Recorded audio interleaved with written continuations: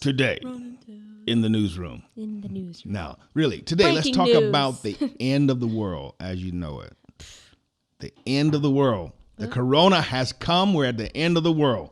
Today, let's talk about some of the things that's really been going on, some of the ideas that's been pushing and surfacing in people, especially people of faith, things that have been coming out that just kind of make you look sideways at situations. We're going to talk about the end of the world and the corona. What do you say? Let's do it. Let's do it. Let's get behind the why.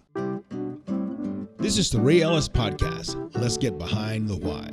You know, this whole thing, when I was a child, when Star Trek was on in the 60s, right? There were so many things on Star Trek that, like the communicator, the visual communicator, all these things that were happening that were just totally sci-fi. You're like, wow, this stuff, maybe in the year 20,000 or whatever, but now you look at it and even little kids have cell phones and they're talking and they're FaceTiming on their handheld devices. But at the same time, because really, I think from the 90s till now, crazy, just, what's the word?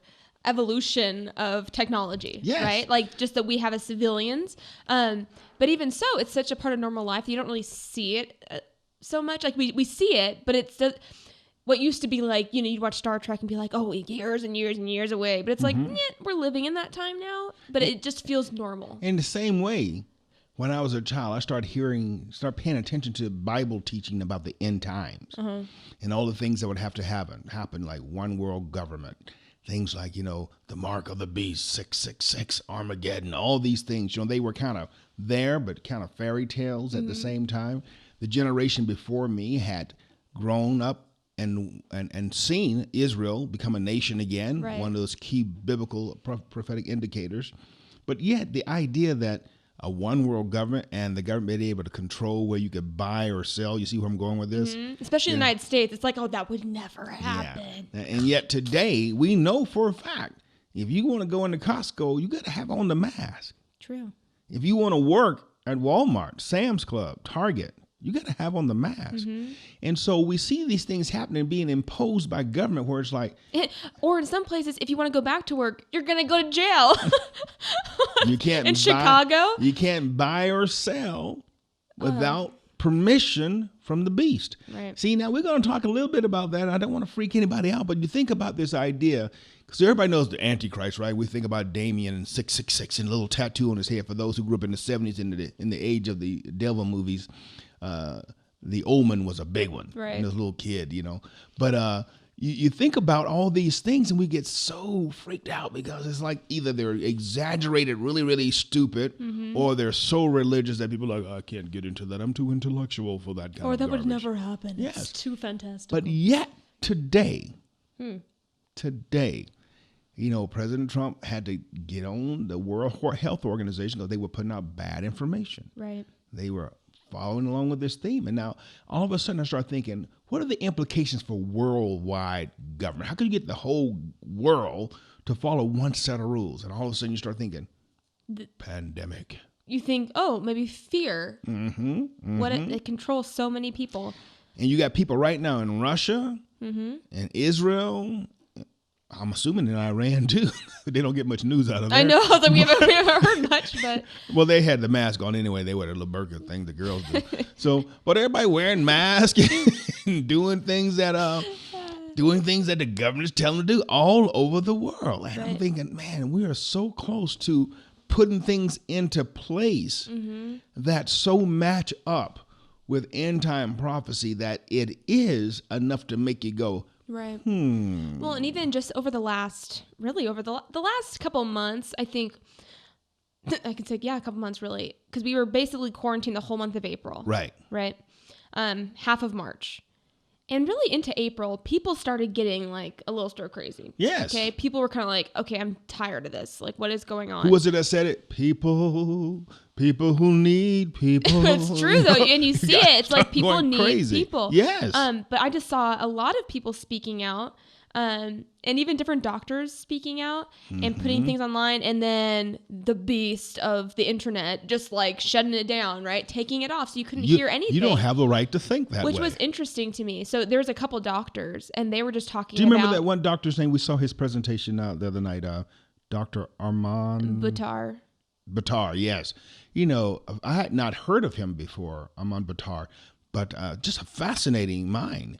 And what I love about this guy is not only is he eminently qualified in what he's talking about, but as he talked about the viruses and vaccinations and things that were coming out, he's like, hey, I'm not anti-vaccination at all. I believe in vaccinations. He goes, however, when you have the science that we know proven for the last 20, 30 years, medicines that have been proven to work on viral strains for the last 20, 30 years that are being suppressed and oppressed, information about it being denied. Right. In favor of some mystery vaccination. Well, he goes, that's stupid. And what I was saying is he's not the only one. Other doctors are saying the same thing. And so the couple doctors, and a lot of people see them online, but their video was taken down. Almost and immediately. even they were saying that they're not anti-vaccination, right? But just the way they're talking, you could tell they're just talking about science. Right. And they're talking about the things that have been proven to help people. And I had someone share with me a video from their chiropractor also talking about the fact this chiropractor was so upset because he's like, things that we know are good for humans and good for your immune system are being suppressed when you're self-isolating. Right. He said, it's good to be around people. So you are exposed to viruses or different bacteria that actually helps boost your immune system. Right. Getting sunlight, going outside, being around people, you know what's exercise. Funny? When I was a child, they had childhood diseases that we laugh at now that really killed people. Things like chickenpox and measles and mumps, But when you were a child, when someone got sick with chickenpox, mumps, and measles, you know what everybody did? Everyone's like, bring your kids over. They brought all the kids over. Let's all just get it together. So they got this so they could build immunity against it.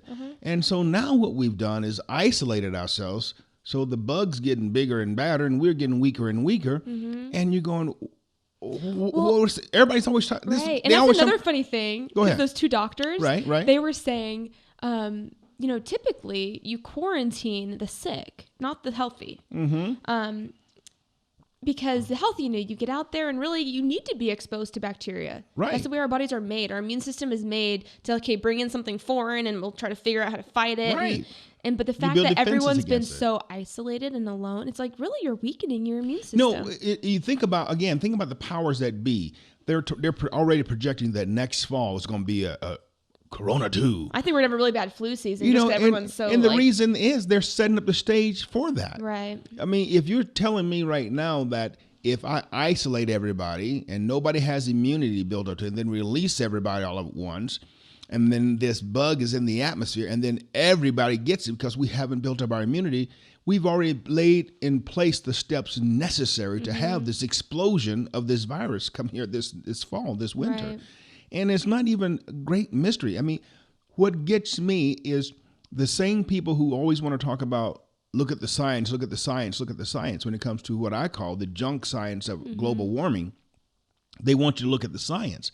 But when we come to something we have historical data for, that's real solid data on the way we treat viruses, the fact that we've dealt with flu every year, and yet these people ignore the science to do what they want to do, i.e., this quarantine. It's antithetical to truth. I guess what's so bizarre about it, because initially, I am a rule follower. We've talked about this before. I'll follow the rules. Cool. And if we need to do a little quarantine for a short time, cool. Whatever. I like being at home anyway. So I was like, cool. But then it gets to the point where you're starting to wonder, but why? It started 15 days to slow the spread. 15 times what? 500? Oh my gosh. Yeah.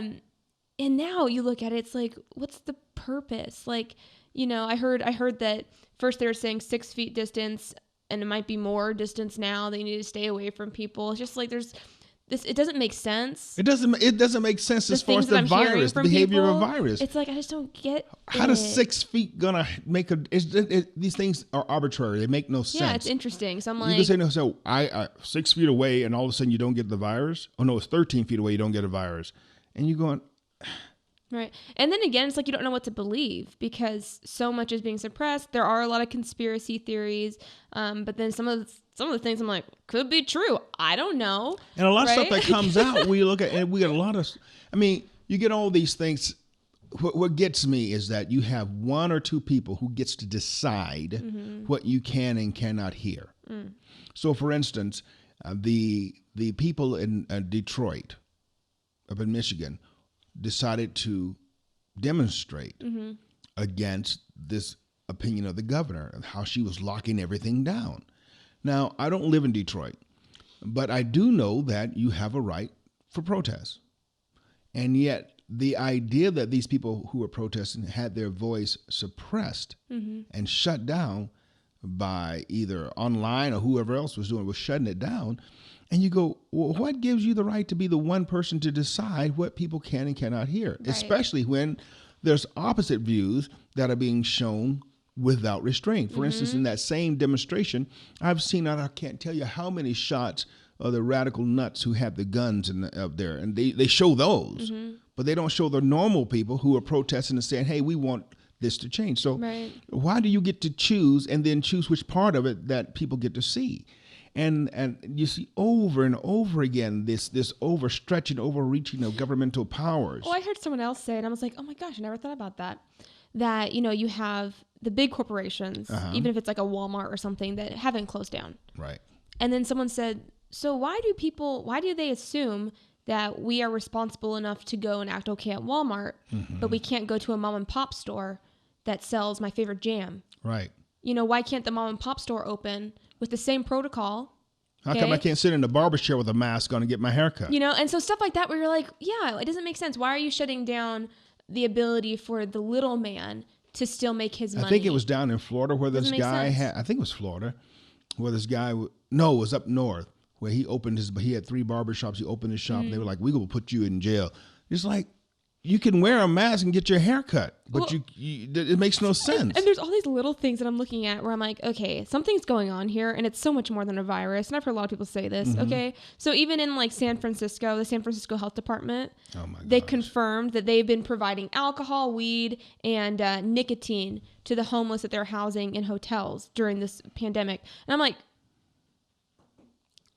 So you're going to take taxpayer dollars and provide for vices, not necessities, for people vices. who could probably actually use some real sustained help, and not you feeding into their vices. And this whole mentality is approved of and winked at and nodded at, and nobody can get upset about that. But you can get highly upset about a guy who wants to go to work and put his employees back to work. And then how about this? The governor of California released 7 high-risk sex offenders out, because they wanted to prevent the spread and the transmission of COVID-19, which doesn't make sense. I'm like, if you're incarcerated, you ain't spreading anything outside of the jail. So shouldn't you stay there? So it doesn't make sense that you're releasing these people who are criminals, who have hurt people, and yet you're threatening to jail a law-abiding citizen who just wants to work. Only wants to work and provide for their family and provide for other people.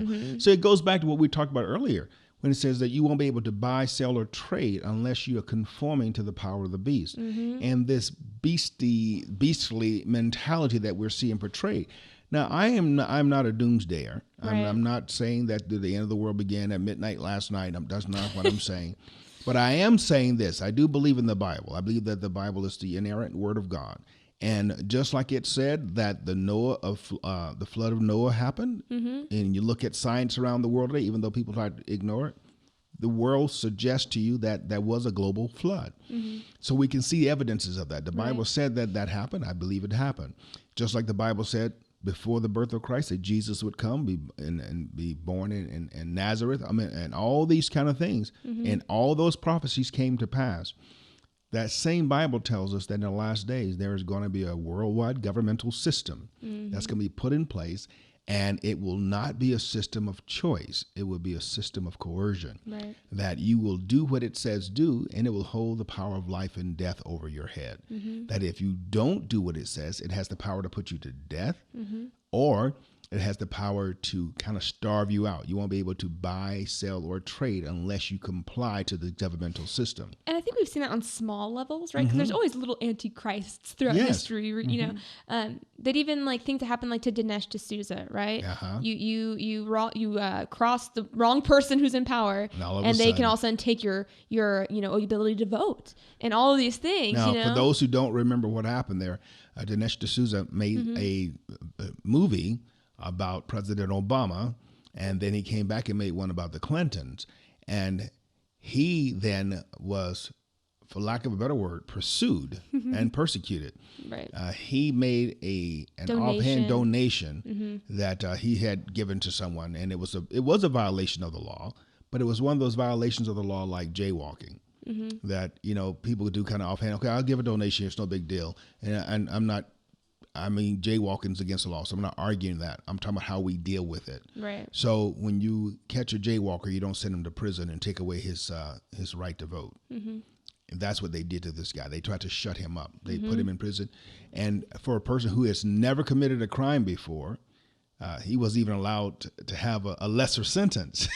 It was like, no, you will go to prison. It's like, wow, first time offender for a nonviolent crime, for a simple donation, you're sending this guy to prison. But this is what I mean. We have this governmental system.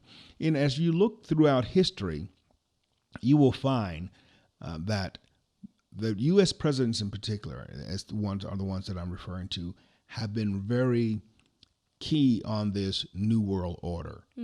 This new world order. And you keep thinking, okay, and between the Democrats and Republicans, you think, okay, one, but then you go back, you see. Even Bush, he was kind of leaning towards, I'm like, really, Bush? I was really, in some of my reading and researching, I was really happy to hear the part that I did find. President Reagan, when he was offered this same thing, said no. Good. Said we're not doing that. Right. But the Bushes came in right behind him and did it. Behind the Bushes, Clinton did it. Right behind Clinton, we came in with Bush, did it. Came behind Bush, Obama did it.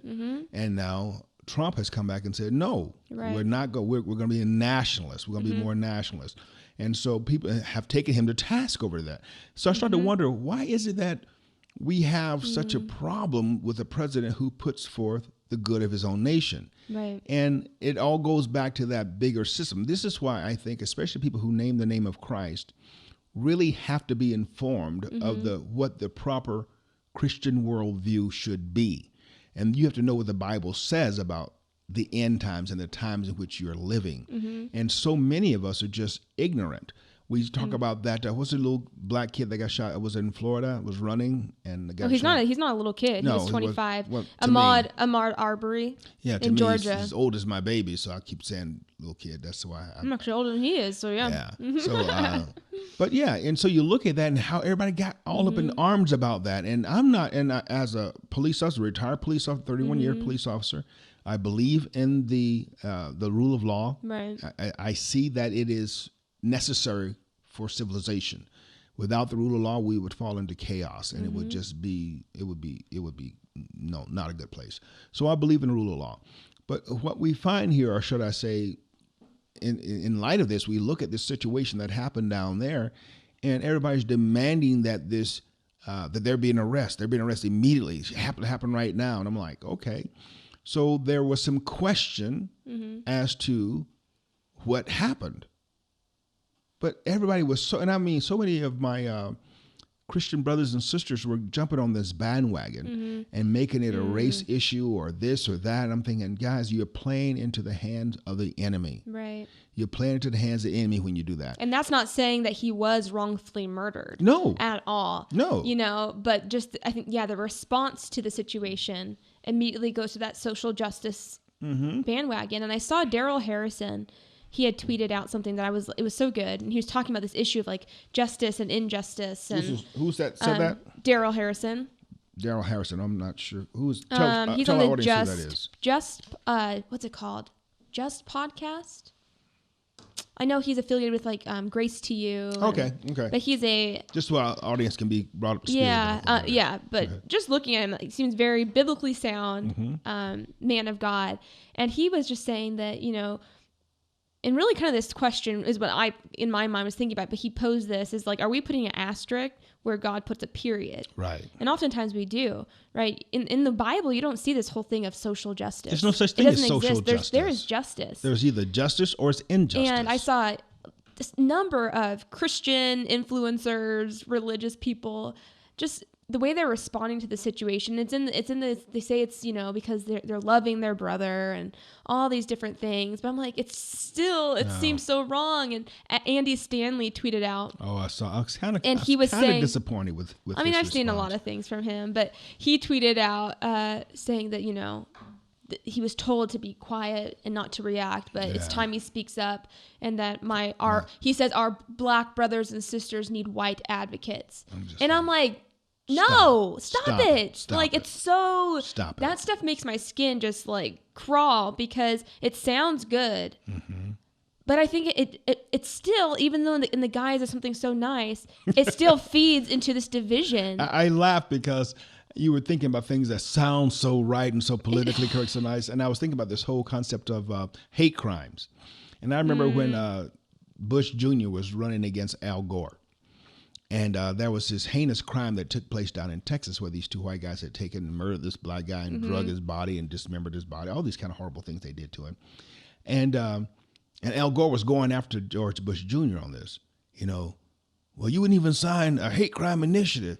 And George Bush says, well, he's been tried and he's been found guilty and he has a death penalty. But you were refusing to acknowledge that this was a crime of passion and hate and that they went after this guy because he's black. And he goes, well, he's been judged and he's going to be put to death. Mm-hmm. He says, but you could have you had the chance to sign into law a hate crime initiative. And George Bush looked at him in his typical, this is one of those things that George Bush really, he goes, Al, we're going to kill him. What else can we do to him? And I had to laugh. I was like, and then that's the ridiculousness of it. When you start thinking about this asterisk, this adding to it, these adjectives, we're going to have social justice. We're going to have hate crime. If I kill you and I said I did it because I love you, you're no less dead if I kill you because I hate you. That's the stupidest thing. Well, and I think that's the problem is like racism. It's just one form of hate. Yes. But we elevate racism as like the worst thing.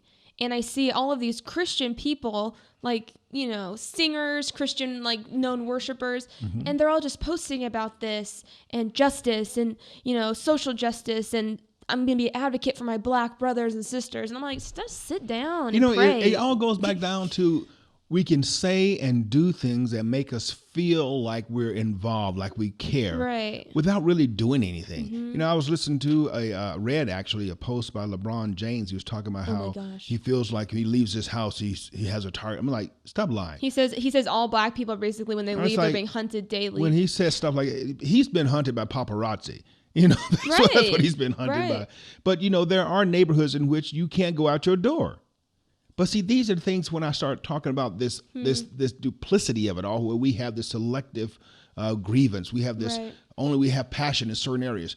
We talk about this one kid down in Florida, Ahmad, that was killed. Georgia. And it made me immediately think about another kid, George. I forget. I got his name here. Let me make sure I get George Steiny. George Steiny, back in the 40s, lived in South Carolina. And and this is back during the day of Jim Crow and all those other things going on, where black and white communities did not mix.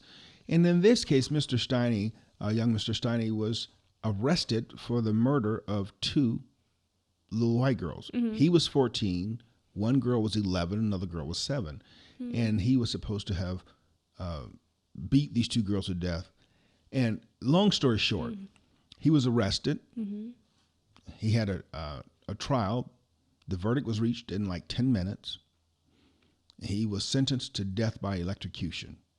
So the entire investigation lasts from investigation to execution was 83 days. And during that time, he was not allowed to see his mother or father. He couldn't have visitation from his family. He was interviewed without representation. What year is this? This is 1944, I think it was. He was 14. He was 14. And he was electrocuted.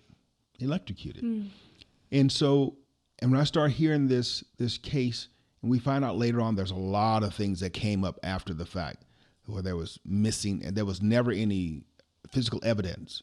All the stuff that was testified to in court, they didn't exist. There was contradictory evidence that was not allowed in. And so then I start thinking about this young man down in Georgia. Everybody wants to arrest right now. I'm thinking, let the process of law work. Let the process of law work. There is, when we start letting our emotions run, and it feels good to get that revenge. I mean, think about this. You had two families. Their little girls were beat to death. And so they wanted someone to pay for that. They want justice. They did. Yeah. And so this black kid, and the only thing they had on this black kid is that the day before the murders, he had seen those girls.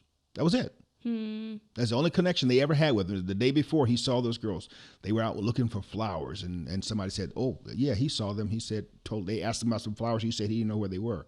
That was it.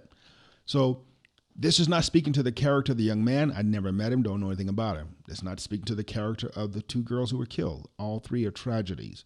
What I am speaking to is the fact that this kid was arrested immediately. He was taken to jail. He was interrogated by police officers without representation or even his parents being able to be there. And he was summarily executed on shoddy police work. And so we see that, and I go, okay, and now we are wanting to do the same thing to someone else. Right. We want to rush to verdict. We want to rush to execution, so to speak. And I was looking, there was another case, because it wasn't that rare. I'm taking some notes because I don't trust my memory. But this young man was an 11-year-old kid. His name was Jordan Brown. And he was arrested, and he wound up spending 9 years, 8.5, 9 years in prison behind the murder of his stepmother.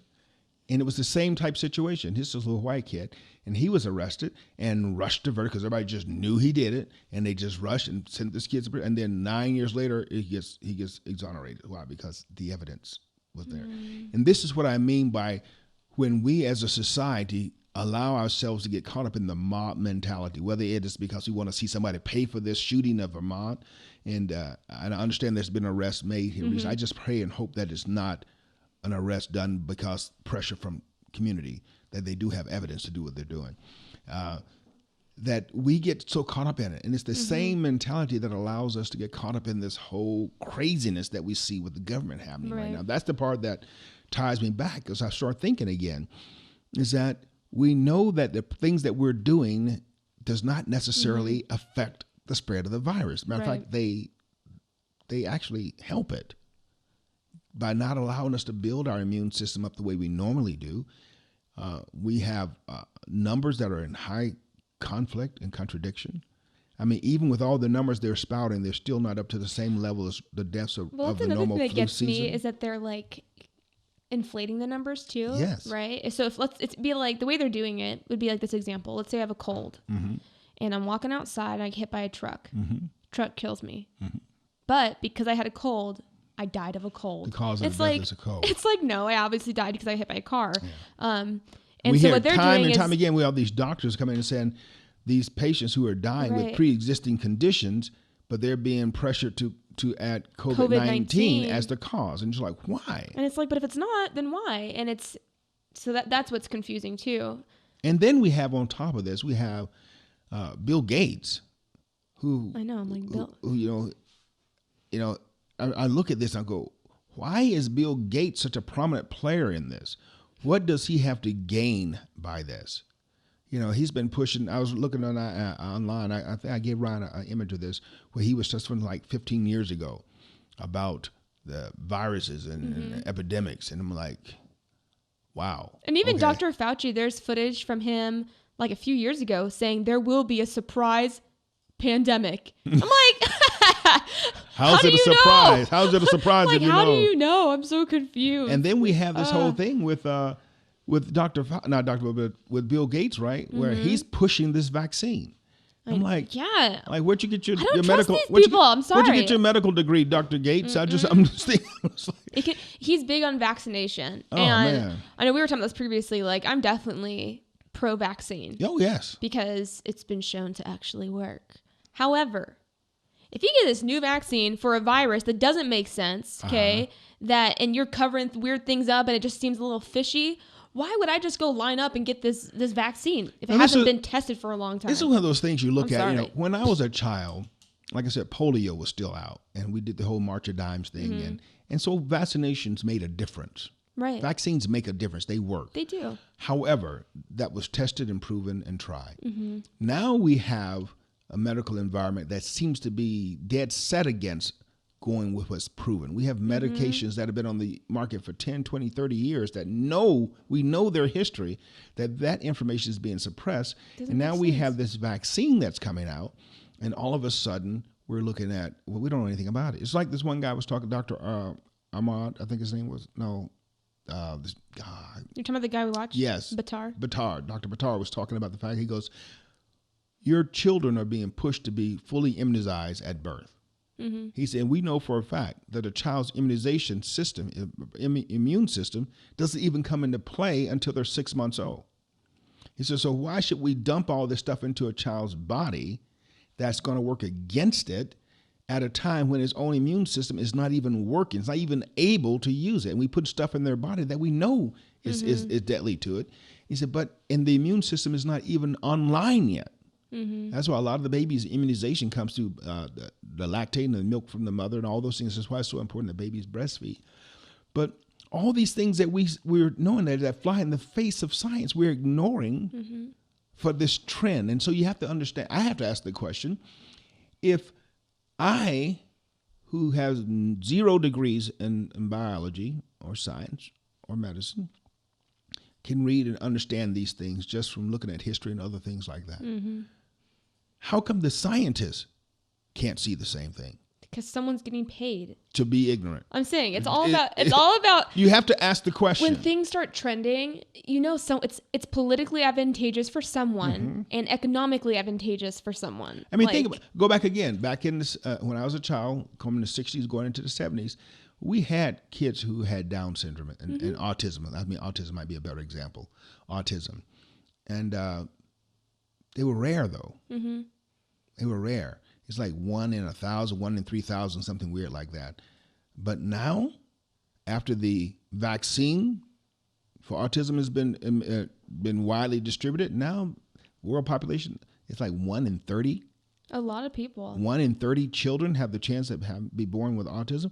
Why? After you get the vaccine, why is it so many more kids are getting it than before you gave them the cure? Mm-hmm. This may very well be the case of the cure is worse than the disease. Mm-hmm. And so we look at these things and I have to go, okay, and me being a Christian, looking at the world through that lens of Christianity, I have to go back and say, okay, what does the Bible say the end days will be like? Mm-hmm. And it talks about, Jesus said in the Gospels that in the last days, it will be like it was in the days of Noah.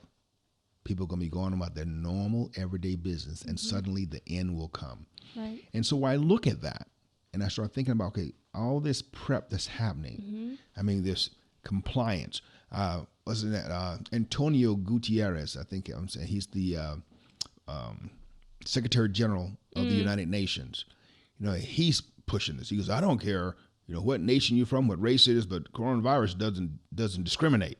So you got this international body pushing these same ideas and thoughts forward. You got billionaires like Bill Gates who financing this stuff going on. You have medical professionals who are ignoring facts and truth to push, and you got, death rates being inflated, and you go. And it doesn't mean that coronavirus, it's obviously a virus, and people have died. Yes. So it's not saying, this isn't a big deal, but it's more like, I would just like to have the real honest truth about it. When you think about, what's it, the coronavirus, your chance of dying from coronavirus is what, like, it's 0.033%. It's gone way down, because before they said, we're going millions of deaths, and they're like, actually, no, it's not. It's way down. And like I said, and the actual amount of death from coronavirus is still far below just the regular rate of the flu season. And when we start thinking about rates of death, I said, this is why I don't understand this.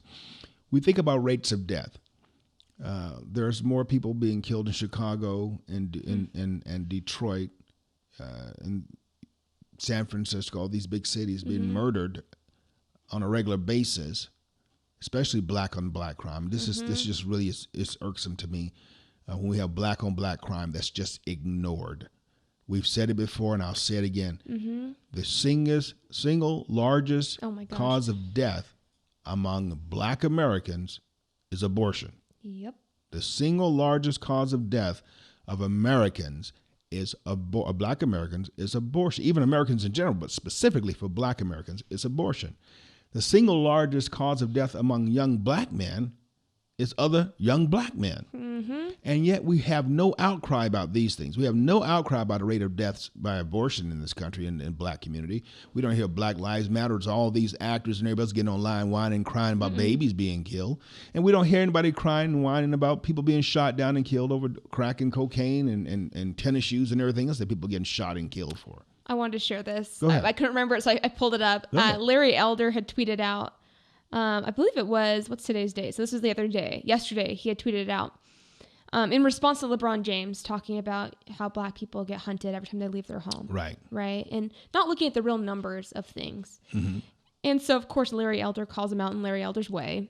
And then he says, a young black man is 7 times more likely to be murdered than a young white man, almost always by a young black man. Blacks kill 2 times as many whites as whites kill blacks. Blacks, 13% of the population, commit 50% of murders. Of black-white violent crimes, 85% are black perpetrators. And I look at numbers like that, right? And then it paints a different narrative than when we see all of these Christian leaders tweeting about. Whining and crying. And you have to go back, like we said to the show, behind the why. Why would this be the case? Why is it that so many, especially quote unquote black leaders who know the statistics, or rather should know them, are so willing to ignore them to preach their particular message? And I looked at the numbers myself one time because I was like, okay, I'm hearing from all these, political commentators, Candace Owens, but I want to find the numbers myself. And so I actually looked into the Department of, what was it? I forget the website. But it shows all like the crime stats. You can get it on the DOJ website. I think that's where I was looking. And I was looking, I'm like, yep, the numbers are actually right. You can do it. You can do it state by state if you want to. It blew my mind. You can do it by age group. They have it categorized. It's one thing about working in law enforcement. You have a lot of statistical information. There's a lot of information that's on that face sheet, what we call the face sheet of the report, that's just for statistics purposes. Age, demographics, social, psychographics, all those kind of things that are included for characterization for FBI standards. So FBI also keeps those stats.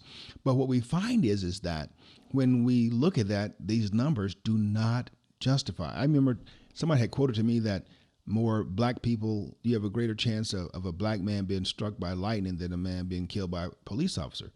So I thought, let me look this up. And I actually looked up the numbers, and it's true. More black men are struck by lightning than there are killed by police officers in a given year. And yet you think, by the way the news is reported, black folk are being hunted down and killed by police officers every day. That's how it seems. And you're like, wow. And this is what I think is the flashpoint on this, is that you can only lie to somebody for so long. I mean, it's just like you talked about today. Everybody was like, okay, we need to lock down, separate, quarantine for 10, 15, 20 days for the coronavirus. That's going to give us that flattening of the curve. And everybody's okay, we can do that. If that's what it takes.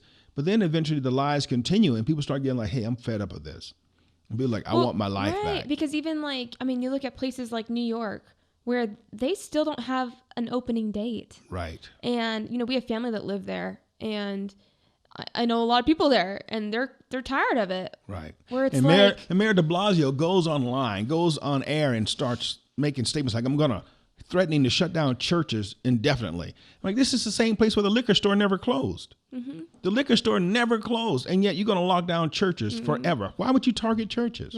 Why would you target churches? This is what why would you target places of worship for this indefinite shutdown and not a liquor store and not the marijuana house? I mean, there are states where marijuana is sold legally, they're still open. And yet you want to shut down the places of worship.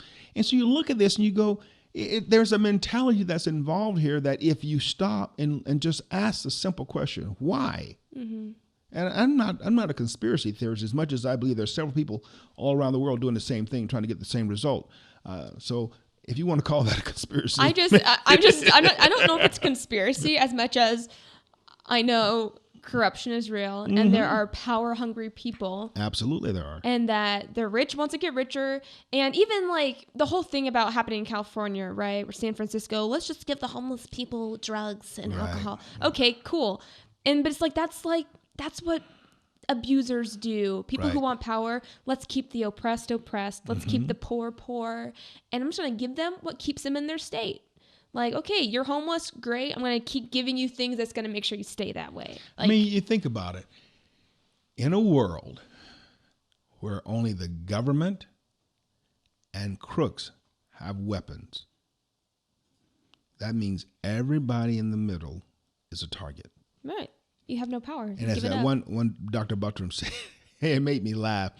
He says, I'm talking to you right now. If you are military, or if you are a law enforcement officer, retired or active service, he said, remember, when you took your oath of office, you took an oath against all, he said, all, what you call it? All enemies, right? Both foreign and domestic. He goes, foreign and domestic. Do you understand what that means? That means you have enemies who are part of your country. He goes, and if somebody gives you an order to do something that is not right, or it's against the law, you have a moral obligation to stand up against all enemies, even if they are domestic. And I'm thinking, what he's talking about there is character.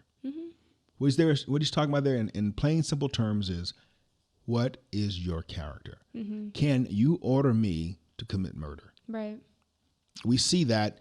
We saw that in World War II, where whole groups of people were ordered killed. And there were those who were more than willing to do it.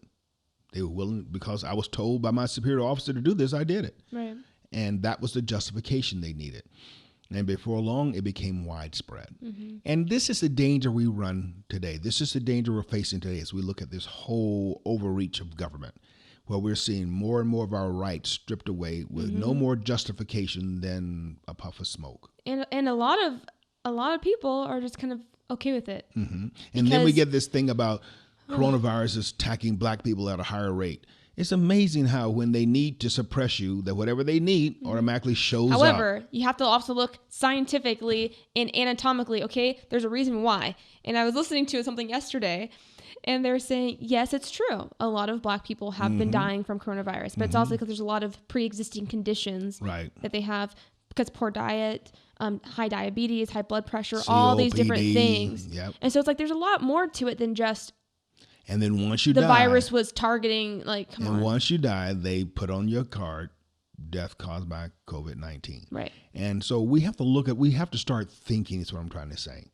We can't just continue to let good enough be good enough, because we're seeing now, especially with the investigations that's going on with Flynn and all this stuff that's happening, how many governmental lies have been told over and over and over again. And that's another thing I see a lot of people saying, well, if there's all this, especially all the different conspiracy theories that come up, they're like, well, if that was actually real, all the news networks would be talking about it. And it's like, no, not necessarily, because a lot of our news networks are reporting the same things. That's what... And there's censorship going on. That's what censorship is. I know, it's like there's censorship, so you're not going to hear the truth per se, because it is suppressed. You know, when I was in the military, I don't know if it was true, Ryan, when you were still overseas, but we had FEN. It's called Foreign Entertainment Network. We call it Forced News Network, because that was the only English-speaking news you got. It's the only English-speaking channel you got, and so you only heard what they wanted you to hear. Right. And that's the way it was. You know, when we start talking about censorship, you're only going to hear one voice. Right. And that's what's amazing to me, is that I can turn on television in Idaho, New York, California, Alabama, Florida, Arizona, and all the news heads are saying the exact same thing. Same words. Like, it's like, wow. You know, that's one of the things we looked at when we were doing investigations. We come in, we started interviewing people. If you have a room full of people observing a single incident, you expect to get several different perspectives of that incident. That's how you got to picture what really happened. But when you have everybody telling you the exact same thing, you knew there was collusion. Because no two people see the same thing exactly the same way. Right, there's a different angle to it. And so when you see the same point of view from across the nation, and you're going, how in the world, and somebody in a little small Duluth boo-boo nowhere have the exact same news and perspective as New York City? How's that the same reality? It makes no sense. And so if we stop thinking, then we'll swallow all this junk. Right. And before long, we'll be so far downstream, we won't be able to get back. And that's the danger we run. The one thing we know about human government is that it's never satisfied. You just think about it. You think about the Great World Wars. What were they fought over? Because somebody in one country wanted another person's country. Right. It's like, that makes no sense. It's also, stupid. One thing I think that's so important, I think, could be used words like government. And then you kind of get like this just entity of government in your mind, forgetting that government is a group of people. People. And I think it's so good for people to remember that. It's just people who are working, right? And it's like you look at the bureaucracy and it's like you have a lot of people down here who are still government employees, very little say or input, okay? And as you get higher, it's like, but there are people in government who do have a say, who do have the power. The elites. And they are government. Those are the and elites. in a lot of ways, I think, we look at the United States, for some reason, people in Hollywood are like government by proxy. So they're puppets, they're voices. It's like, but they also have that influence and that same level and power. And that's why you see people like Obama, when he was president, inviting all the celebrities to. Well, that's why they're not suppressed. That's why they can say what they say online. They're above the Nobody shut down the celebrities when they were talking about send Kavanaugh to prison. That was a violation. They were actively spouting things that were in violation of American law. Talk about a definition of character. That's what gets me too. And nobody shut them down. Nobody said this was dangerous. Right. But now we got people who are saying, hey, we have a constitutional right to protest against government when we feel government's out of hand. And now we have people saying, well, that's not healthy for community. It's like, how? Wait. You suppress things that are guaranteed by government, i.e. the right to assemble for worship, i.e. to protest against government. Those things get suppressed. But things like, killing a baby, even though it's legal in this country, things like, saying that, hey, I think my government's out of hand, those things get How dare you talk against Big those Brother? Things get suppressed. It's just when you stop, it just makes your mind go, wow. It really is like mind-boggling. And it's interesting because I started thinking about this more recently. Because I think I kind of was just kind of like, oh, whatever, this will blow over. But now I'm kind of like, I don't think it's going to blow over as quickly as people think it is because it's gotten so out of hand. They never give back everything they get. They'll give back some. They won't give back at all. One thing I will say, we've said this before, and I say it again. I think it's so important that especially us as believers pray for our president. Yes. Because I'm so happy and thankful he's our president right now because I think he is the man for the job. Right. And I'm so thankful that Mike Pence is his running mate, even though the left and his Hollywood vice. hate him. What'd I say? Just running mate. I said that? I didn't mean that. Well, he will be running. I meant vice president. Sorry. He's still going to be running with him this time, so it's good. They run together, I'm sure, right? No, I meant vice president. Thank you. But I'm so happy he's his vice president. Yes. He's a sound man. And I'm just like, Lord, give them wisdom because I think... And protection. And protection and especially discernment. Because I think there's so many liars and there's so many people who are using things for their own gain. And I watched this interview the other day and I'm seeing these people behind Trump and they're talking and I'm looking at them faces and I'm like, man, there's so much duplicity on there. And they're all supposed to be on the president's team helping the president fulfill his mission, but there's so much duplicity. I'm like, these guys are just lying. I'm just, Lord, I pray that President Trump sees it. I mean, he's a very accomplished businessman. He's used to dealing with liars. Right. So I have to believe that he's aware. He has to play the game to a certain extent, but that's where the game is played. All I can say is his whole slogan has never been more necessary. Make America great again, okay? Let's go back to before the virus. Let's make it great again. Because I look at the whole thing. I'm going, wow, this country. When I first transferred here to Idaho, and I mentioned this, that I was the first and only black guy at the department at the time. I was there for about 10 years, 15 years or so before I had another black employee. And so I was riding around with one of my training officers when I first got hired here, and somehow we got on the conversation of racism and politics. And I was just telling him some things that I knew and experienced, especially growing up in the South. And he was like, well, you trying to tell me you think the U.S. government has targeted its own citizens? And I looked at him and started laughing. I said, dude, you're talking to a black man in America. Of course the government has targeted its own people. I said, don't just ask the black man, ask the Indians. I said, of course the government has targeted its own people. I said, the government is people. And people do dumb, idiotic things. I said, so yes, This still doesn't mean it's not the greatest nation on the face of the earth. Right. It just means we've had some really bad people in charge at times. So we have to be able to think, look at life and go, okay, what's real and what's not. Right. And here is the filter that I offer. Again, you go back to that world system, that Christian worldview. I'm sorry. What does the Bible say really is going to be that end time result?